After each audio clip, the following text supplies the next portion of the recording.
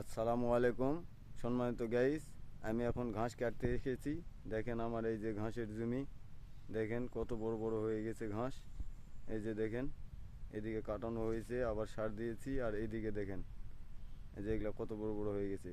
কাটতে পারি না, একা মানুষ, দোকান করি, আবার এই ঘাস কাটা সব কিছু নিয়ে। এই যে দেখেন কত গরম, গরমে সমস্ত শরীর ঘেমে গেছে, তারপরও ঘাস কাটতেই হবে। সেই জন্য ঘাস কাটতে এসেছি, তাছাড়া আবার গরু কি খাবে, খড়ের অনেক দাম, সেই জন্য ঘাস লাগাইছি। আর এই ঘাসই খাওয়াই আমি, মাঝে মধ্যে খড়ও খাওয়াই। আর খড়ের তো প্রচুর দাম এখন, 500-600 টাকা মন। এই জন্য আমি ঘাস লাগাইছি। এই যে আমার ঘাসের জমি দেখেন কত সুন্দর। তো আপনারাও যদি পারেন তাহলে ঘাস লাগাবেন, ঘাসের বিকল্প কিছু নেই। ঘাস খাওয়ালে আপনার ভুসি কম লাগবে, ভুসিরও তো অনেক দাম, আর গরুর তো দাম একটু কমে গেছে। সেই জন্য যদি শুধু ভুসি খাওয়ায় আর খড় খাওয়ায় যদি আপনারা লালন পালন করতে চান, তাহলে অনেক খরচ হয়ে যাবে।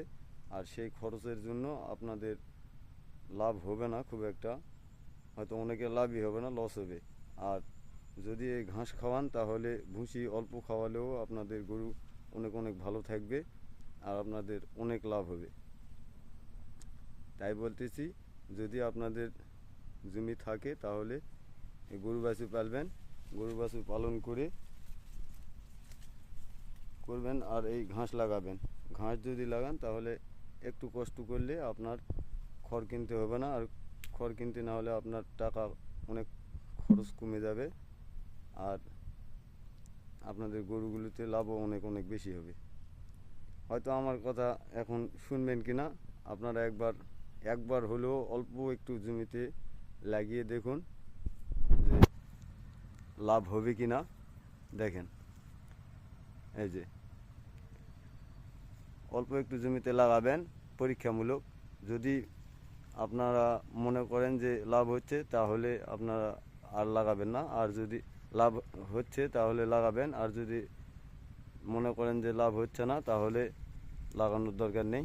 তবে আমার অনেক খরচ কমে গেছে, আমি ভুসি অল্প অল্প একটু করে খাওয়াই, আর এই ঘাস খাওয়াই।